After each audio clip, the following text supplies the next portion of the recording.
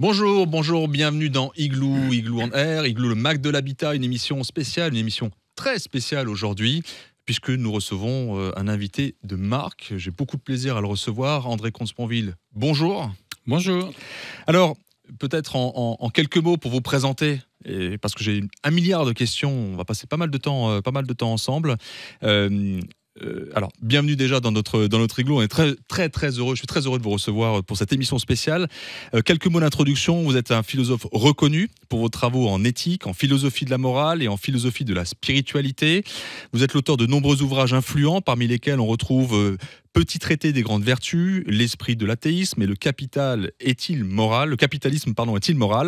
Vos écrits abordent des thèmes variés tels que la sagesse, le bonheur, l'amour et l'importance des vertus humaines dans la société moderne. Philosophe engagé, vous vous distinguez par votre capacité à rendre la philosophie accessible au plus grand public, notamment au travers de vos conférences et vos interventions médiatiques. Vous prenez une philosophie pratique et humaniste, centrée sur l'amélioration de la condition humaine par la réflexion éthique et morale.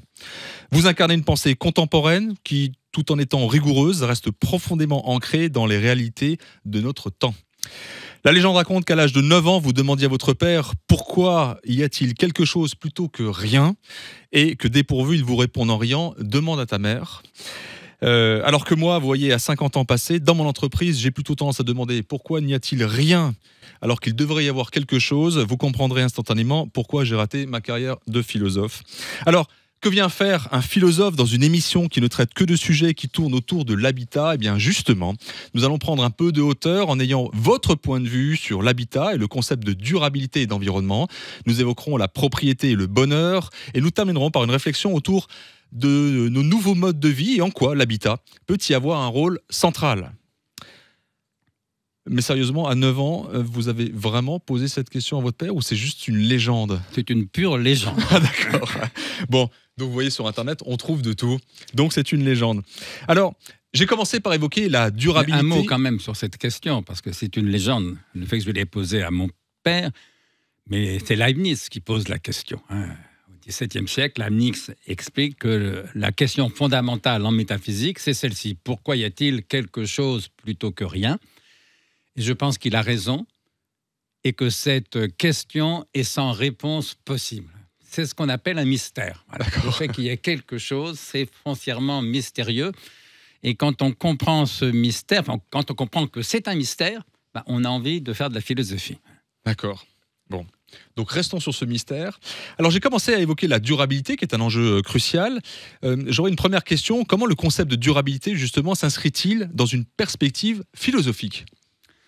D'un point de vue philosophique, la durabilité, elle s'inscrit au cœur de l'être. C'est une formule de Spinoza au XVIIe siècle. Spinoza a écrit « Tout être tend à persévérer dans son être ». Comment dire ? Être, c'est s'efforcer d'être encore, de continuer à être, c'est s'efforcer de durer. Parce que nous sommes dans le temps. Et quand on est dans le temps, exister, c'est durer. Spécialement pour les vivants que nous sommes. Vivre, c'est durer, et donc c'est résister à la mort. Ce que disait le médecin Bichat au début du XVIIIe siècle, c'est peut-être la plus belle définition que je connaisse de la vie.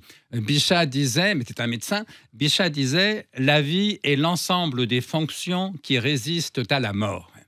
Voilà, métaphysiquement, être, c'est persévérer dans son être, résister au néant. Vivre, c'est persévérer dans son être, c'est résister à la mort. Alors c'est vrai pour les individus que nous sommes tous, évidemment. Mais c'est vrai aussi, au fond, pour l'humanité. Parce que l'être de l'humanité tente à persévérer dans son être. Autrement dit, il faut comprendre que l'humanité peut disparaître. Alors, on le sait depuis longtemps. On le sait au moins depuis Hiroshima. Avant même, on n'était pas à l'abri d'une épidémie, d'un virus qui ferait disparaître l'humanité. Peut-être ce qu'il y a de nouveau, de spécifique à notre époque, c'est qu'on comprend que l'humanité peut périr par sa faute, mais pas forcément par une guerre. Elle peut périr de façon plus lente, plus insidieuse, par une espèce de contradiction qui s'est creusée devant nous entre l'économie et l'écologie. C'est ça, maintenant, ce qu'il y a de nouveau dans cette idée de durabilité, c'est ça. Alors, économie, écologie. ce sont des mots cousins, ça s'entend à l'oreille. Économie, écologie, ces deux mots ont la même origine étymologique, en l'occurrence, le grec oikos. Oikos, en grec, ça signifie la maison, l'habitat, la demeure. Oui, sauf que notre maison aujourd'hui, c'est le monde. Oui. C'est ça que signifie la mondialisation. Notre maison, notre oikos aujourd'hui, c'est le monde. L'économie et sa gestion efficace, l'écologie et sa gestion durable.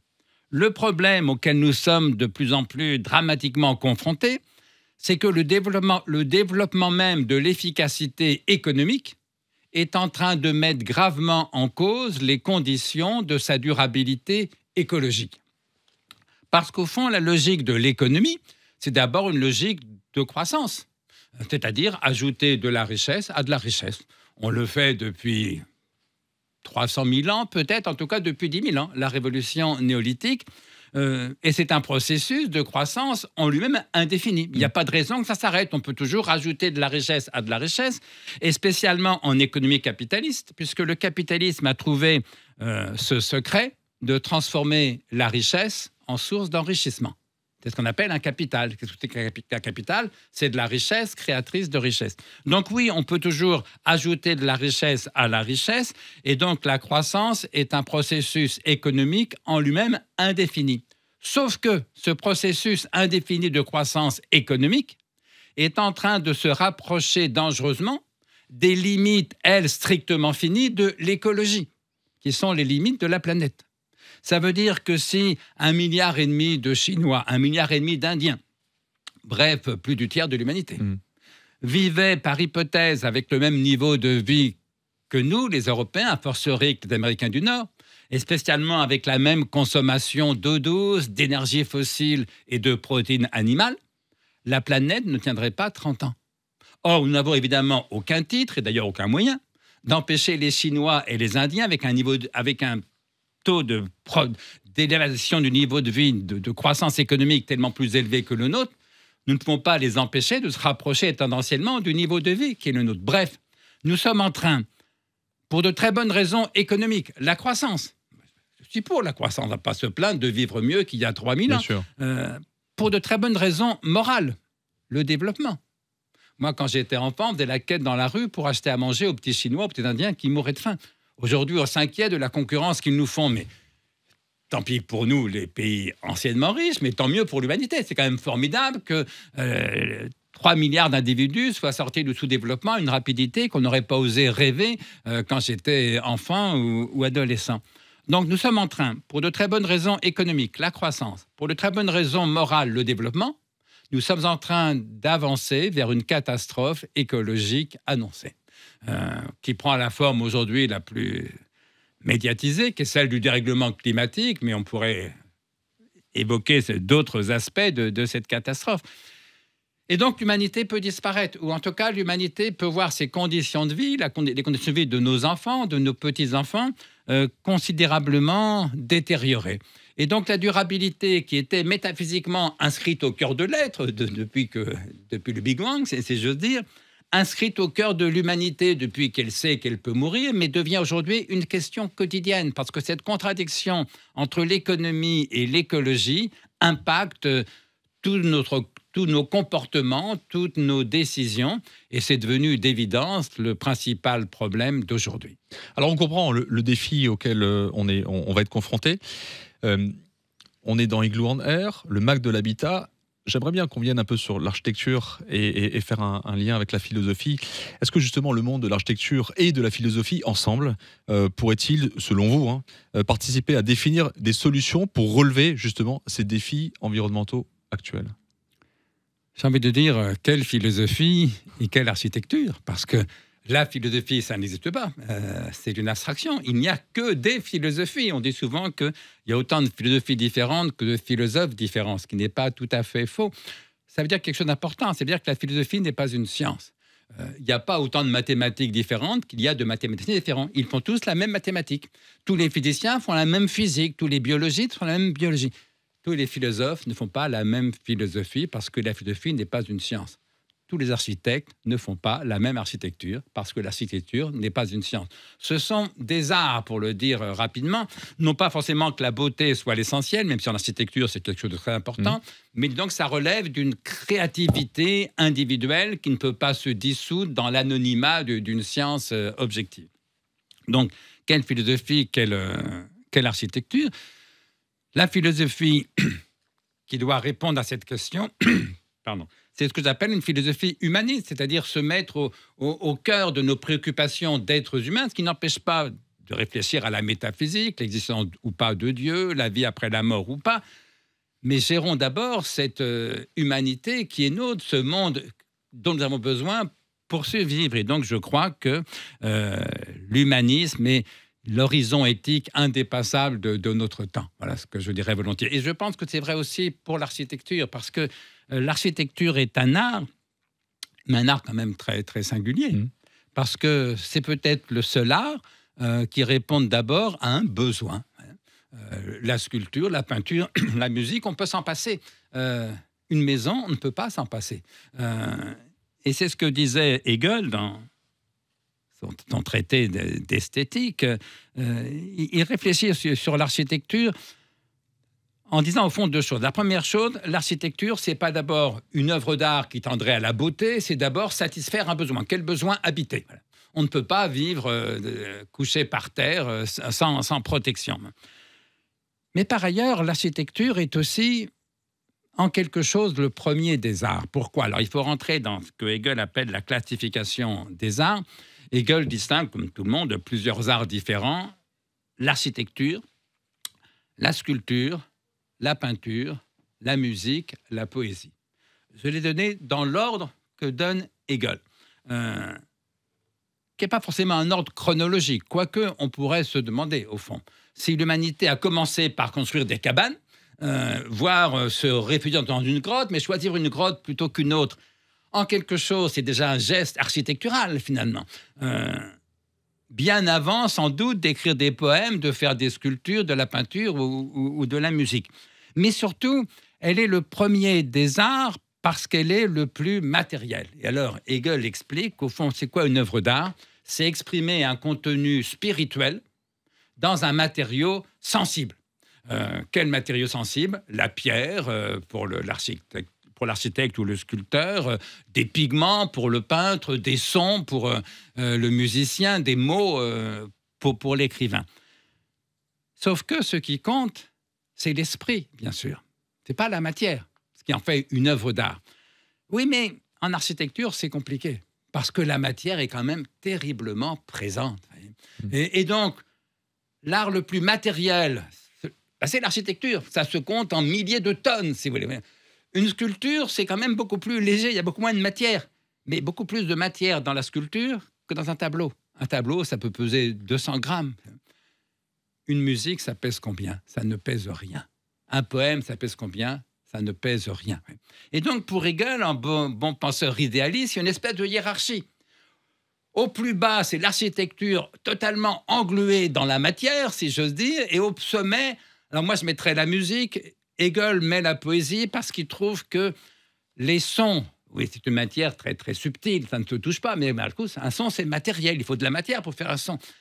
Mais un mot, c'est encore moins matériel, parce que ce qui compte dans un mot, ce n'est pas le bruit qu'on entend, ce qu'on appelle le signifiant en linguistique, c'est le sens, le signifié. Alors lui, il est impalpable, quasiment immatériel.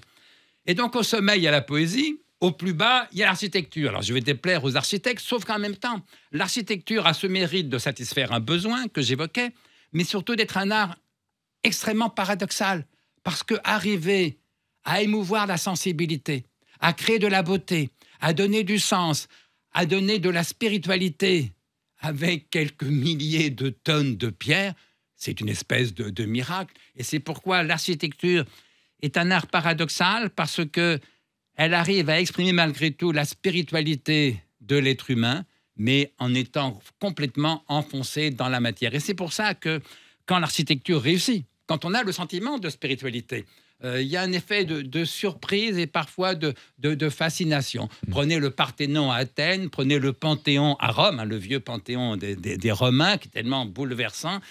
Prenez, je ne sais pas, le bâtiment de l'Institut à Paris, qui est l'un de mes bâtiments préférés, là où il y a l'Académie française, au bord de la Seine. Prenez quelques immeubles de la Défense, qui est plutôt de ce point de vue une réussite. J'étais à la Défense hier, il faisait beau. Et au fond, j'étais entouré d'esprit, parce qu'il y a une spiritualité dans une belle architecture. Voilà, et donc l'architecture est peut-être le premier des arts chronologiquement, on peut en discuter, mais en tout cas, elle est le plus matériel, et donc celui peut-être qui assume le plus ce paradoxe de l'art, d'incarner l'esprit dans la matière.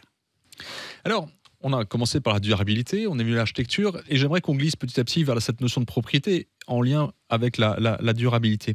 Comment on arrive à équilibrer ce désir de propriété individuelle avec justement les impératifs de liberté collective et de durabilité environnementale?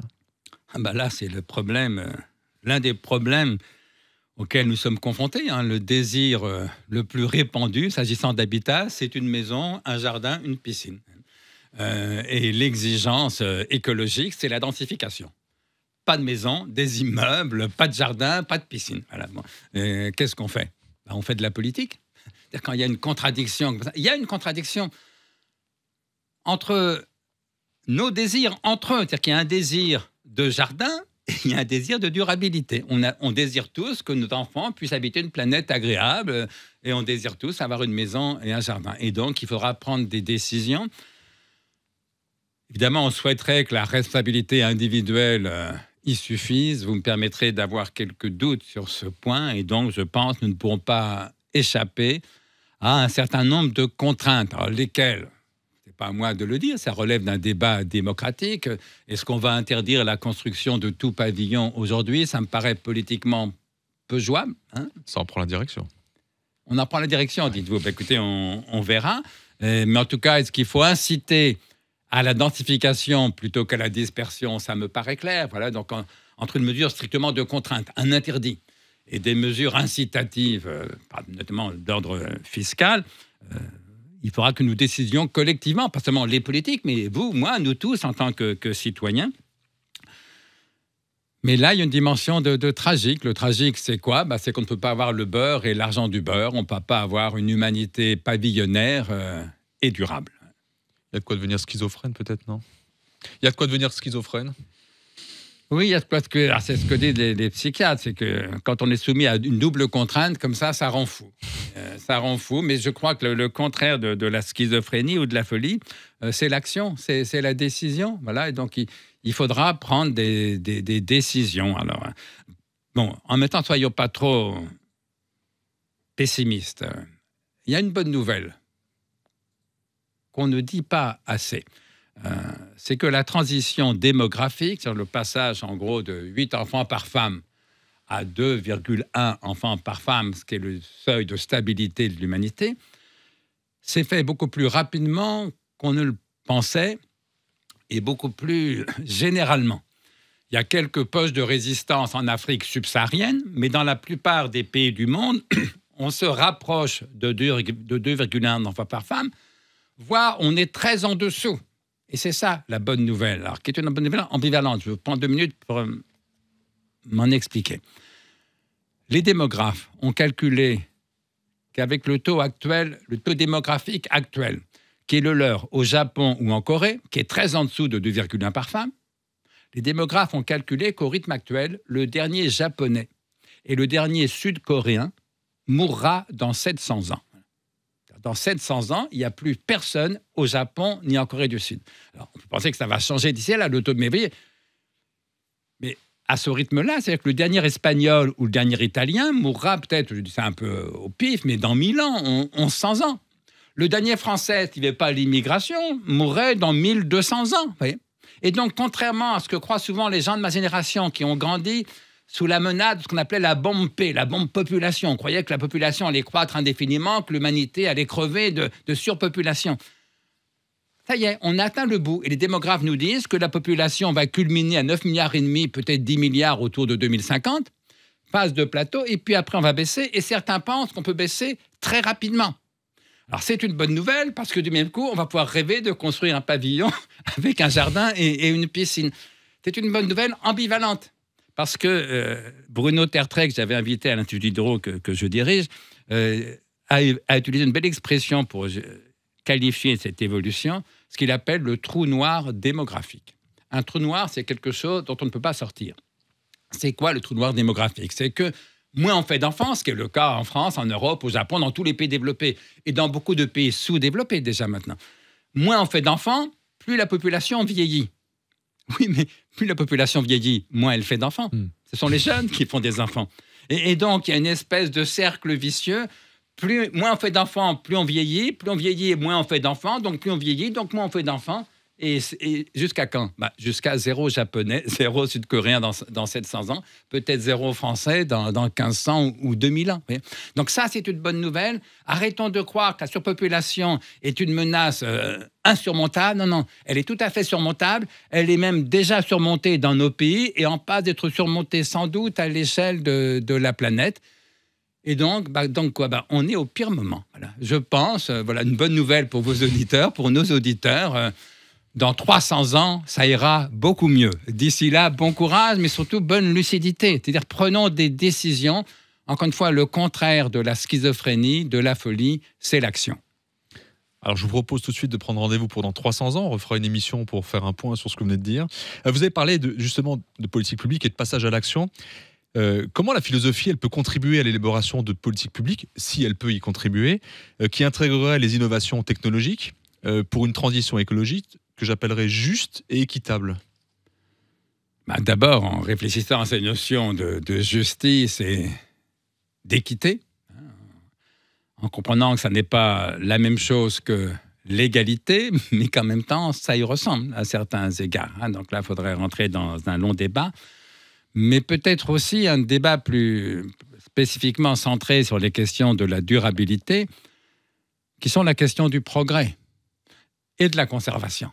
Parce que l'écologie, c'est une science ou un courant idéologique, c'est les deux. Une science d'abord était devenue un courant idéologique d'inspiration conservatrice. En gros, il s'agit de conserver la nature en l'état, l'environnement en l'état, le plus qu'on peut, le mieux qu'on peut. Ce qui, pour les gens de ma génération, qui suis un 68ard, est tout à fait étonnant. Parce que moi, j'ai grandi avec l'idée que j'ai professée avec enthousiasme et naïveté, je vous l'accorde, mais même une part de niaiserie, que je n'allais pas dire que je l'assume, je la regrette, mais enfin bon, ça a été le cas. J'ai grandi dans l'idée que le progrès, c'était bien, que la conservation, c'était mal. On était soit progressiste, soit conservateur. Moi, j'étais d'autant plus progressiste qu'à 16 ans, je me disais révolutionnaire, ce qui me semblait le comble du progrès, de même qu'être réactionnaire, c'était le comble de la conservation, si vous voulez. Et puis patatras, l'écologie nous montre qu'il n'y aura pas de progrès sans conservation. Autrement dit, ce que la philosophie pourrait aider à faire, c'est comprendre que ces deux concepts de progrès et de conservation, bien loin d'être incompatibles, sont au contraire solidaires, voire indissociables. Il n'y aura pas de progrès sans conservation, il n'y aura pas de conservation sans progrès. Alors qu'il n'y ait pas de progrès sans conservation, c'est une évidence. Si on saccage la planète, ça ne sera pas un progrès pour l'humanité. Qu'il n'y ait pas de conservation sans progrès, c'est un peu moins une évidence, et c'est pourquoi je voudrais m'y attarder davantage. C'est que, contrairement à ce que croient certains écologistes radicaux, pas tous les écologistes, mais certains d'entre eux, pour sauver la planète, comme on dit un peu niaisement, disons pour sauver l'humanité, c'est ça qui est en jeu plutôt, la planète nous survivra, mais dans quel état? Mais pour sauver l'humanité, on n'a pas besoin de moins de science ou de moins de technologie, comme certains voudraient nous le faire croire. Ce n'est pas en revenant à l'agriculture du Moyen-Âge qu'on va nourrir 8 milliards d'êtres humains. Non, non, ce que je crois, c'est que pour sauver l'humanité, on n'a pas besoin de moins de science ou de moins de technique, mais de plus de science et de plus de technique. D'ailleurs, autre bonne nouvelle, j'ai appris ce matin en écoutant la radio que le trou dans l'ozone, rappelez-vous, comme ça nous inquiétait il y a 10 ou 15 ans, est en train de se réduire beaucoup plus vite qu'on ne s'y attendait, au point d'être bientôt complet. Pourquoi ? Parce que le progrès des sciences nous a permis d'identifier quels étaient les produits, quels gaz que nous produisions qui menaçaient l'ozone. Les progrès technologiques ont permis de remplacer ces produits dangereux pour l'ozone par d'autres produits. Et donc, c'est un progrès scientifique et technique qui nous a permis d'avancer dans une direction plus écologique, plus durable d'un point de vue écologique. Et je crois qu'on pourrait multiplier les exemples. La décarbonation, ça suppose de formidables progrès techniques et scientifiques. Clairement. Si on revenait à l'énergie par le bois de chauffage, si vous voulez, la planète ne va pas durer longtemps, si vous voulez. Et passer du pétrole, des énergies fossiles à des énergies décarbonées, ou en tout cas non fossiles, si vous voulez, c'est un progrès scientifique, c'est un progrès technique. Et donc, on a besoin de réconcilier la conservation et le progrès. Donc, politiquement, j'allais dire, on a besoin de réconcilier la droite et la gauche. On va me dire que je prêche pour Macron, personnage pour lequel j'ai d'ailleurs beaucoup de respect, je dirais même de sympathie dans les temps difficiles qu'il traverse, mais ce n'est pas ce que je veux dire. Moi, je crois que ni droite ni gauche, c'est une sottise. Parce que ni droite ni gauche, ça veut dire rien. Rien, c'est quand même pas grand-chose. Ou alors, ça veut dire le centre. Mais le centre, à nouveau, c'est pas grand-chose. Non, non.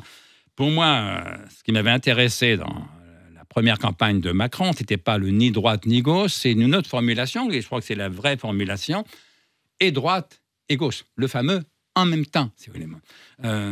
Autrement dit, contrairement à ce que certains croient, moi je ne crois pas du tout que l'opposition droite-gauche soit dépassée, obsolète. Je pense qu'un pays a besoin d'une droite et d'une gauche. Et que la réconcilier la droite et la gauche, ça peut être parfois gouverner ensemble. Au fond, c'est ce qu'on appelle l'union nationale. Et je pense en effet que devant les urgences écologiques, les urgences sociales, notre pays aurait bien besoin d'une union nationale. Et au fond, c'est ce que Macron voulait faire. La droite n'en a pas voulu, la gauche n'en a pas voulu. Il a donc été réduit, le pauvre, à faire l'union nationale à lui tout seul. C'est pas étonnant que ça n'ait pas marché. Mais bon, réconcilier la droite et la gauche, ça peut être l'union nationale quand c'est possible. Quand ça n'est pas possible, parce que la droite n'en veut pas, la gauche n'en veut pas, ça peut être simplement l'alternance. Mon idée, au fond, c'est qu'on a besoin, que tout pays a besoin et d'une gauche et d'une droite. Une gauche davantage portée sur les valeurs de progrès, de transformation. Une droite davantage portée sur les valeurs de conservation, de transmission. Et comme les deux sont nécessaires, c'est très bien d'avoir une droite et une gauche. Et donc, je terminerai volontiers par un éloge de l'alternance, c'est-à-dire de la démocratie. Alors, je souhaiterais maintenant qu'on évoque cette notion de propriété associée au sentiment de sécurité là, sur cette deuxième partie. Dans votre parcours personnel, je sais que vous êtes propriétaire. Quand on a préparé l'émission, je vais quand même, par mesure de sécurité, poser la question. Est-ce que vous avez déjà, vous avez ressenti un lien entre le fait d'être propriétaire et votre propre sentiment de liberté ou de sécurité? Et comment cela a-t-il influencé, le cas échéant, votre réflexion philosophique sur cette notion de propriété, justement? Alors, être propriétaire, et je l'étais assez tôt, puisque j'étais père de famille, et puis je m'intéresse à la vie économique, et donc j'ai compris très tôt que la priorité patrimoniale, comme on dit, c'est d'être propriétaire de sa résidence principale. C'est vrai pour tout le monde, il faut le dire à nos auditeurs, mais c'est vrai a fortiori quand on a des enfants.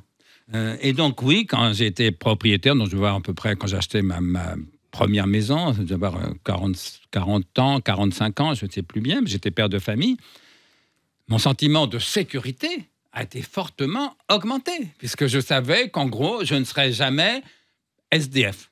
Et mes enfants, en toute rigueur, non plus, puisqu'ils pourraient au moins s'abriter dans cette maison. C'est une maison avec un jardin sans piscine, en Seine-et-Marne, en l'occurrence, en lisière de la forêt de Fontainebleau. Donc oui, mon sentiment de sécurité s'est trouvé fortement augmenté.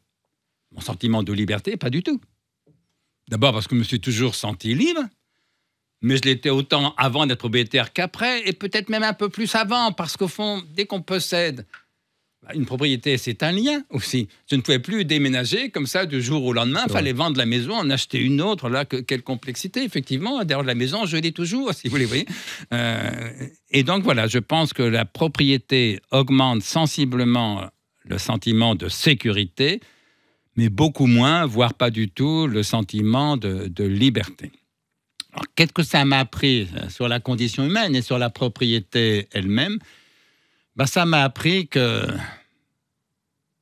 la propriété fait partie, pas du tout des désirs innés naturels, mais des désirs historiquement construits parmi les plus forts. Pourquoi? Mais parce qu'elle apporte de la sécurité. Et que nous sommes tous pleins de peur. Voilà. plein de peur, plein d'espoir, mais donc plein de peur. Une formule de Spinoza que j'ai citée très souvent, il n'y a pas d'espoir sans crainte, ni de crainte sans espoir. Et donc voilà, nous sommes toujours ballottés entre l'espoir et la crainte, souvent avec les deux en même temps, puisqu'ils vont ensemble. Et dès lors que nous sommes des êtres voués à l'espoir et à la peur, nous cherchons la sécurité. Je crois que la sécurité est le premier désir, là pour le coup sans doute inné de l'humanité. Il y a très peu de désirs innés dans l'humanité, des désirs vraiment naturels, des ceux qui existaient déjà il y a 300 000 ans, du temps du Paléolithique. La faim, la soif, la peur du froid ou de l'extrême chaleur, le désir de se protéger des aléas climatiques, et puis la peur. Ça c'est inné, ça c'est naturel. Un chien, un chat, un tigre, un éléphant, ils sont sensibles à la peur. Si vous voulez. Et si on a peur, on cherche la sécurité. Et donc, il n'y a pas de désir inné de propriété, ça pas du tout. Je pense que dans le Paléolithique, les chasseurs-cueilleurs nomades ne possédaient rien, et peut-être ne s'en portaient pas plus mal, mais déjà, ils avaient peur. Et donc, déjà, ils cherchaient la sécurité. C'est pour ça qu'ils ont fabriqué des armes. C'est pour ça qu'ils vivaient plutôt en groupe que tout seul. On se protège mieux à 20 que tout seul. Voilà, et donc... ça veut dire que le désir de sécurité fait partie de la condition humaine et que dans une économie post-néolithique, autrement dit depuis 10 000 ans après la révolution néolithique, quand on passe des chasseurs-cueilleurs aux paysans et aux éleveurs qui du coup possèdent leurs troupeaux, possèdent leurs terres, puisque le désir de sécurité est un désir naturel inné, puisque nous sommes voués à la peur, le désir de propriété est un désir certes culturel, certes historiquement et socialement construit, mais l'un des plus forts de l'humanité. Et d'ailleurs, on le voit bien aujourd'hui, le rêve des Françaises, c'est d'être propriétaire, de préférence d'une maison avec un jardin, une piscine, qui nous renvoie au problème écologique que j'évoquais tout à l'heure. Alors, comment cette notion de stabilité, de sécurité offerte par la propriété, enfin, je vais poser la question de cette manière, elles peuvent contribuer, si elles le peuvent, à un sentiment de bonheur et de bonheur durable. Et à l'inverse, quels sont les risques ou les avantages associés à la propriété qui pourraient impacter négativement le bonheur ? D'abord, ce qui peut impacter négativement le bonheur, c'est l'absence de propriété. Autrement dit, l'image du malheur dans nos pays, c'est quoi ? C'est le SDF. Dans nos pays, parce que c'est justement parce que nous sommes presque tous logés à peu près correctement que ceux qui ne le sont pas nous semblent effectivement au fond du malheur. Mais ça dit quelque chose d'important, c'est que le besoin, le désir de propriété fait partie des désirs actuellement les plus forts, pour les raisons que j'évoquais à l'instant, mais que du même coup, le besoin d'habiter. Si possible, on est un propriétaire, mais à tout prendre en étant locataire, si je veux dire, ça marche aussi. Fait partie des désirs les plus forts, parce qu'on a tous peur de la misère, on a tous peur de se retrouver SDF, c'est ça Et donc, voilà, c'est un élément. Avoir un domicile, avoir une maison, un toit au-dessus de la tête, comme on dit, c'est l'une des conditions les plus fortes du bonheur. Alors, comprenez-moi bien, chacun sait bien que l'argent ne fait pas le bonheur. Il ne suffit pas d'être riche pour être heureux, et on peut être pauvre et heureux, soit. Enfin, quand même, les économistes comme les sociologues nous éclairent sur un point décisif, c'est que l'argent ne fait pas le bonheur, mais la misère suffit ordinairement au malheur. C'est-à-dire que les riches, en gros, sont plus heureux que les pauvres, malgré tout, et les très riches, sans doute, nettement plus heureux que les très pauvres. Sauf que, au fond, être très riche, on peut s'en passer. On ne va pas faire 12 repas dans la journée, on n'en fait jamais qu'un ou deux. Alors, ils sont plus ou moins de qualité, mais c'est quand même un repas. On ne va pas avoir 30 voitures, 200 maisons, ça n'a pas de sens. Et donc, ce qui va mesurer, ce qui aura un impact très important sur le degré de bonheur, de satisfaction, de bien-être, ou à l'inverse de malheur, de mal-être, d'insatisfaction, c'est l'habitat. Je crois que le vrai luxe, c'est d'être bien logé, de manière sécurisée, c'est-à-dire d'être propriétaire plutôt que locataire. On l'a vu pendant le confinement. Ce n'était pas la même chose d'être confiné dans une maison avec un jardin, une piscine, ou dans un petit 2 pièces avec 3 enfants, si vous voulez, ou dans un studio, une chambre de bonne, comme beaucoup d'étudiants, pendant des semaines, des mois. Voilà, et donc, l'habitat, la résidence, fait partie des éléments décisifs du bonheur pour tout le monde. Or, c'est l'un des plus inéquitablement répartis. Qu'il y ait des riches et des pauvres, c'est désagréable. En tout cas, on préférait que ça ne soit pas le cas, mais bon, il faudrait prendre le temps d'expliquer que l'égalité appauvrit tout le monde.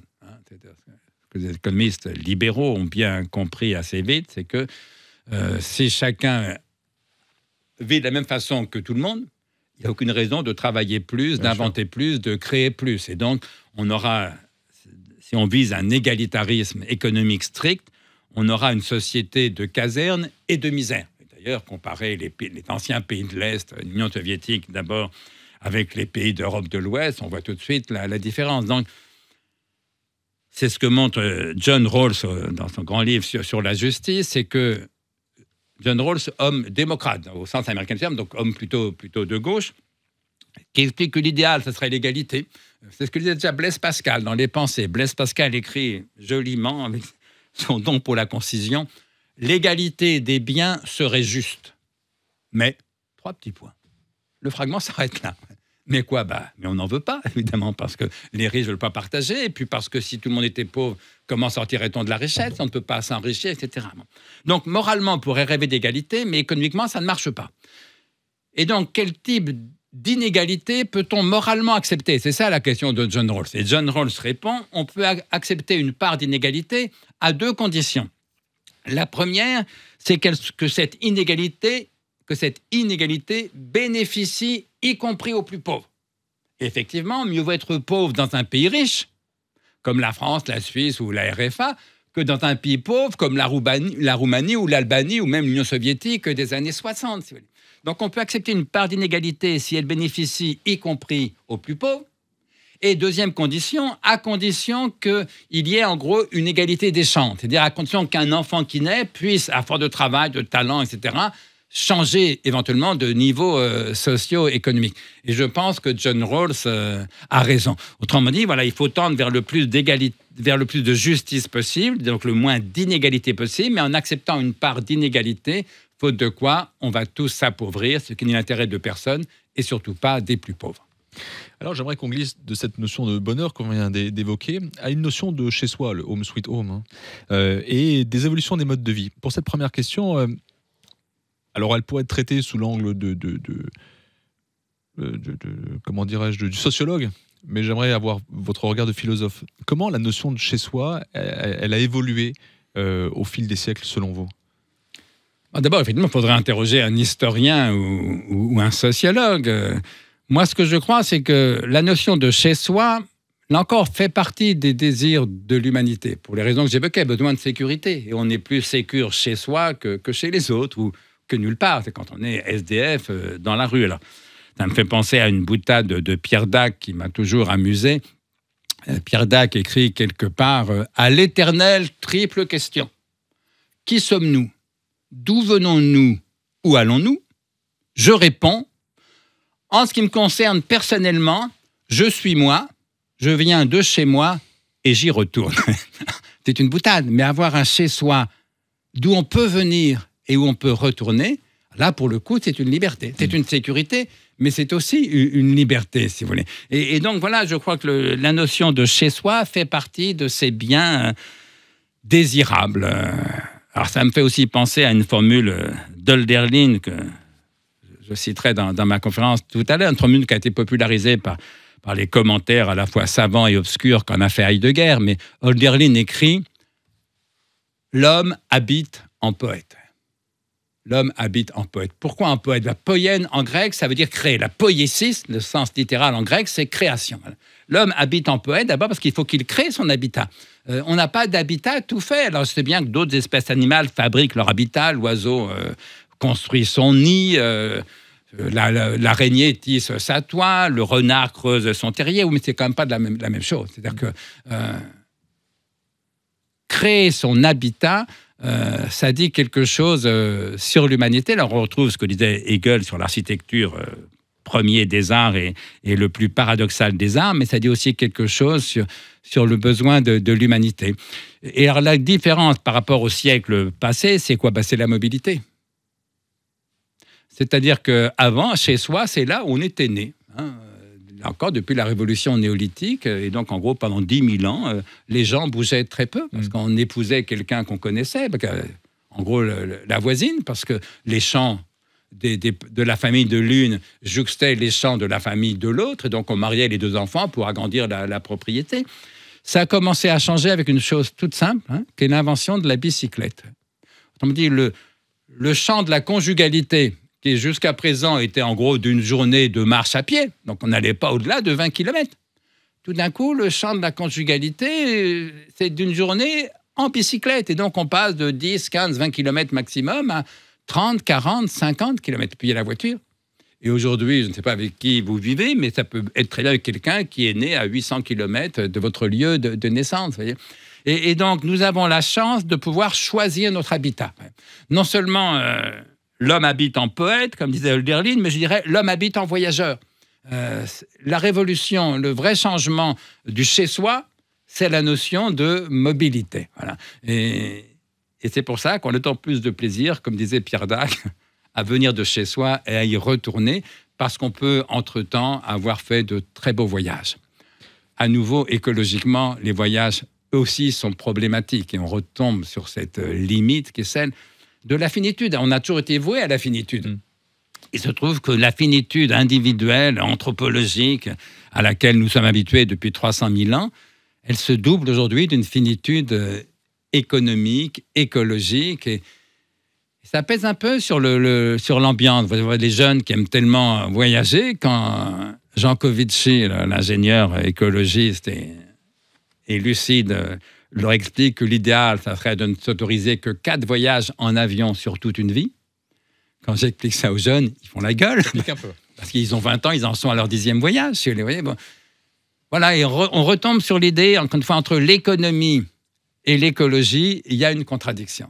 C'est très bien qu'on ait inventé l'avion, c'est très bien qu'on puisse voyager, et c'est très bien qu'on veuille préserver la planète. La vraie question, c'est comment on fait les deux à la fois. Ça va être l'enjeu essentiel, et il faut tellement souhaiter que ça passe par des décisions démocratiques. Voilà, parce que j'entends des fois un écho qui monte. Au fond, la démocratie n'est pas très bonne pour l'écologie, pour sauver la planète, parce que les gens sont trop égoïstes. On aura besoin d'une bonne dictature. Non, je crois que pour sauver la planète, il faut aussi sauver la liberté, mais que du même coup, nos responsabilités de citoyens démocrates sont sans doute plus grandes qu'elles ne l'étaient dans le passé. Et la question de l'habitat, là, vous le savez mieux que moi, mais qui est tellement décisive pour ce qui est de la préservation de la planète, avec l'isolation, avec la façon de chauffer la maison plus ou moins, avec le problème de la climatisation. Je crois que dans le domaine de l'habitat, il y a de gros progrès à faire, mais on a déjà fait de gros progrès. Au fond, finalement, les constructions actuelles sont écologiquement bien plus durables, bien plus soutenables, comme on dirait en anglais ou en américain, que les constructions du baron Haussmann, par exemple. Voilà, et donc le bâtiment confirme, je crois, spectaculairement ce que je disais. Pour sauver la planète, pour préserver l'avenir de nos enfants, on n'a pas besoin de moins de sciences, de moins de techniques, de moins de progrès. On a besoin de plus de sciences, de plus de techniques, de plus de progrès.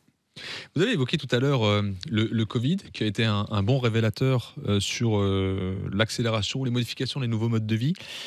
Quelle réflexion philosophique on pourrait tirer des nouveaux modes de vie en lien avec le télétravail ou les espaces partagés?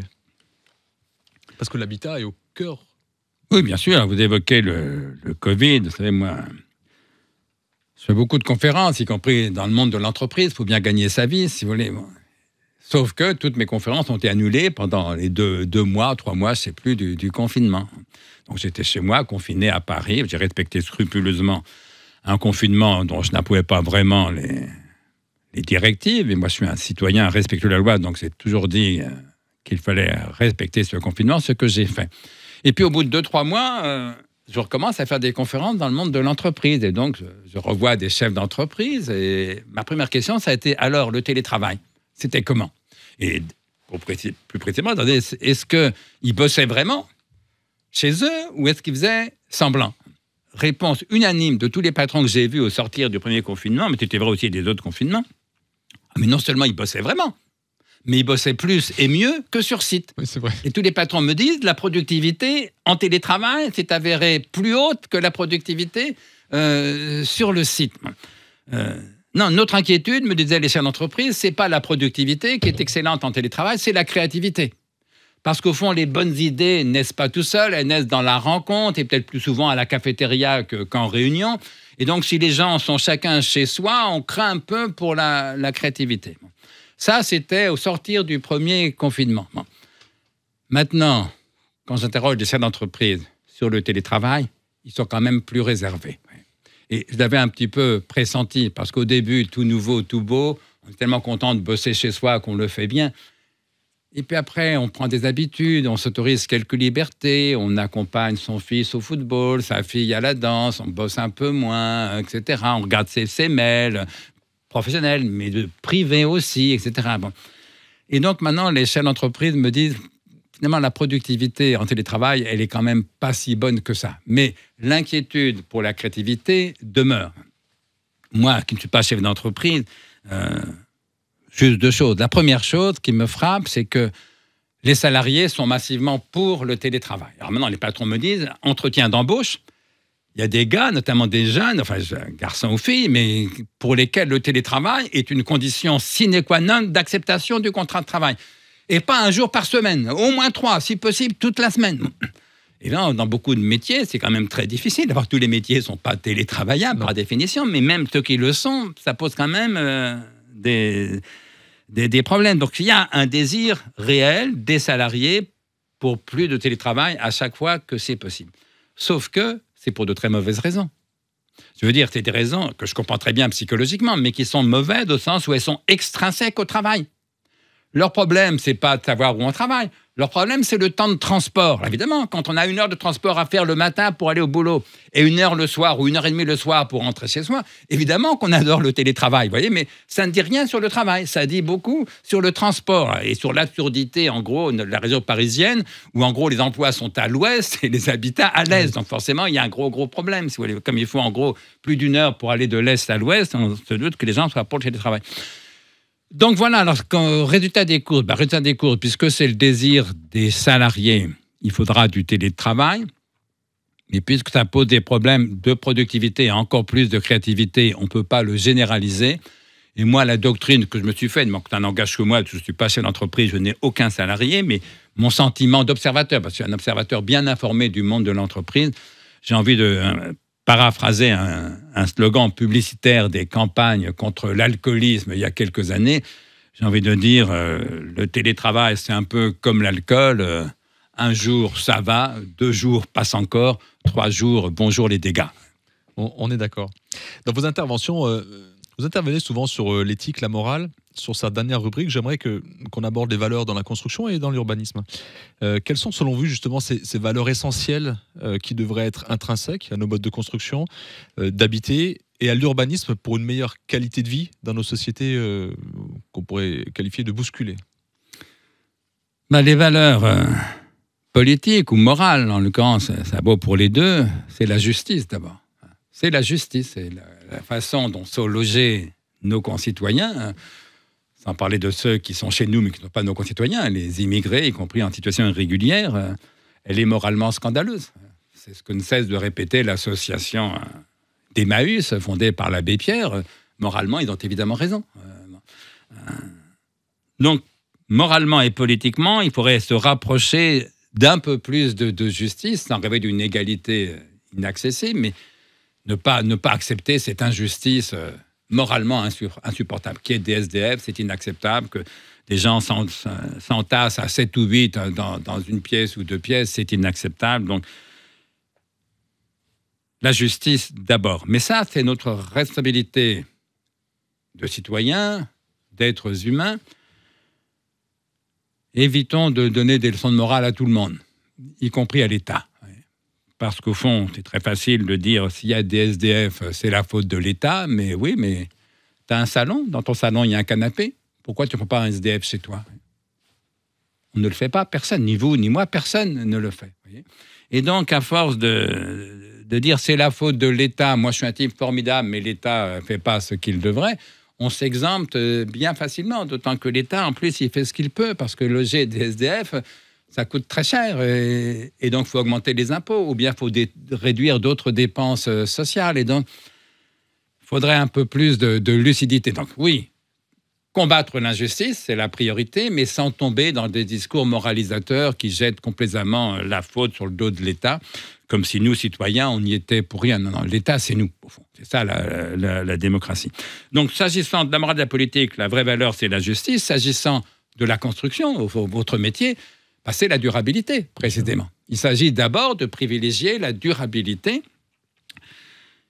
parfois contre le désir des clients, le désir de pavillon et de piscine, expliquer que ce n'est pas forcément écologiquement le plus durable, parfois contre les exigences du marché, j'imagine, parce que le plus durable n'est pas forcément le plus rentable, et donc il faut expliquer à l'actionnaire, si actionnaire il y a, qu'on a aussi d'autres exigences. Voilà, et c'est ça les deux valeurs, la justice d'un côté, la durabilité de l'autre, et puis s'agissant des individus, le bonheur, précisément. Encore une fois, avoir un habitat digne de ce nom, c'est l'un des éléments les plus importants du bonheur. Alors, je terminerai sur ce point. Revenons un peu sur la question du bonheur. Chacun sait, au fond, que le bonheur n'est pas dans l'avoir. Je rappelais que la misère peut suffire au malheur, mais que la richesse n'a jamais suffi au bonheur de personne. Donc oui, bien sûr, le bonheur n'est pas dans l'avoir. Mais il n'est pas non plus dans l'être, contrairement à ce que répète un peu niaisement je ne sais quel gourou. Pourquoi le bonheur n'est-il pas dans l'être? Mais parce que nous sommes si peu de choses et pour si peu de temps. Je ne vais pas m'installer dans mon salon, me contempler le nombril en me disant j'existe, c'est merveilleux, quel bonheur. Je vous mets au défi de faire votre bonheur simplement du simple fait d'exister. Donc moi je dis le bonheur n'est pas dans l'avoir, c'est vrai, mais il n'est pas non plus dans l'être. Le bonheur, il est ni dans l'avoir ni dans l'être, il est dans le faire, il est dans l'agir, dans l'action. Le seul vrai bonheur, c'est le bonheur en acte. Et donc, il faut que l'habitat nous aide à agir plus, à vivre plus et mieux, mais vivre plus et mieux, au fond, c'est agir. Il ne s'agit pas de rester dans son salon, avachi, à regarder la télé en mangeant du popcorn, ce qui est très mauvais pour la santé, surtout si vous buvez de l'alcool en même temps. Autrement dit, il faudrait un habitat qui donne envie de sortir de chez soi. Je viens de chez moi et j'y retourne, et j'en ressors. Et il faudrait rêver à ce qu'on appelle des fois la ville du quart d'heure. Vous savez, des habitats où on n'aurait pas 2 heures de transport pour sortir de chez soi, des habitats où l'extérieur serait à disponibilité. Voilà. Prévoir un habitat qui ne pousserait pas à l'inaction passive sur son canapé, mais qui pousserait à l'action, avec des terrains de sport, avec des salles de spectacle, de théâtre, de musique, avec des lieux de rencontre, etc. Une architecture qui pousserait à agir plutôt qu'à dormir serait peut-être plus favorable au bonheur que l'architecture que nous connaissons aujourd'hui. Alors, on aurait pu finir sur cette dernière phrase, mais quand j'ai préparé l'émission, j'avais encore une question qui n'a rien à voir avec les thèmes abordés, un peu plus personnel. Je me suis posé la question, alors, en guise de conclusion, est-ce qu'il y a des aspects de votre propre philosophie que vous avez eu du mal à appliquer à votre propre vie quotidienne? C'est une question que je m'étais posée. Oui, bien sûr. Moi, j'ai souvent cité la formule de Spinoza, que j'ai encore citée tout à l'heure. Il n'y a pas d'espoir sans crainte, ni de crainte sans espoir. Et donc, je me suis souvent dit qu'il faudrait espérer un peu moins. Donc, craindre un peu moins pour être un peu plus heureux. Et au fond, je crois que c'est vrai. Sauf qu'essayer, ça ne marche pas. Pourquoi? Mais parce qu'il n'y a pas d'espoir sans crainte, ni de crainte sans espoir. Or, nous sommes pleins de peur. Et moi, qui suis de tempérament anxieux, et qui ai beaucoup travaillé sur des maîtres de sérénité, Épicure en Grèce, Spinoza au XVIIe siècle, oui, j'ai rêvé, comme Épicure, de n'être jamais troublé, d'une totale sérénité. Ce qu'Épicure en grec appelle ataraxia. Le nom grec épicurien de la sagesse, mais c'est vrai aussi des stoïciens, c'est ataraxia. Alors le A est privatif. Littéralement, ataraxia, ça signifie absence de trouble. Oui, mais sauf que j'ai trouvé la récusation de la sagesse épicurienne, qui m'a tellement fait rêver dans ma jeunesse, en lisant beaucoup plus tard, parce que j'ai lu Épicure bien avant de lire Montaigne, mais une formule de Montaigne, qui adorait Épicure par ailleurs. Mais Montaigne écrit dans les essais merveilleusement « C'est chose tendre que la vie, et aisée à troubler ».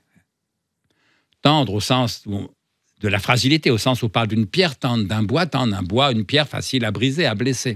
C'est chose tendre que la vie, et aisée à troubler.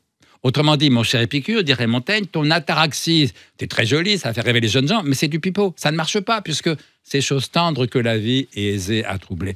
Et donc, je suis passé du rêve d'une sagesse indestructible, comme dit Lucrèce, disciple d'Épicure, la sagesse d'Épicure, la sagesse de Spinoza, à une sagesse beaucoup plus tendre, donc beaucoup plus facile à troubler. Et donc, je me résigne à être plein de peur, et donc, partiellement plein d'espoir. Mais en même temps, ce qui reste vrai, c'est que le bonheur est dans l'action. Et il y a une différence entre espérer, donc trembler, et agir. C'est que l'espoir et la volonté, l'action, ce sont deux désirs. Mais la différence, c'est que l'espoir, c'est un désir dont la satisfaction ne dépend pas de moi. Par différence avec la volonté, qui est un désir dont la satisfaction dépend de moi. Et donc, et là, on peut retrouver des leçons et de l'Épicure et des stoïciens et de Montaigne et de Spinoza.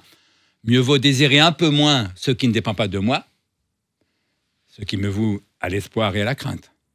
Et désirer un peu plus ce qui dépend de moi, ce qui me voue à l'action. Et donc, je disais que le bonheur n'est ni dans l'avoir, ni dans l'être, il est dans le faire. Je dirais de même, le bonheur n'est ni dans l'espoir, ni a fortiori dans la crainte. Il est dans la volonté, il est dans l'action. Ça vaut pour l'individu que nous sommes, mais ça vaut aussi pour l'humanité, ça vaut pour notre société.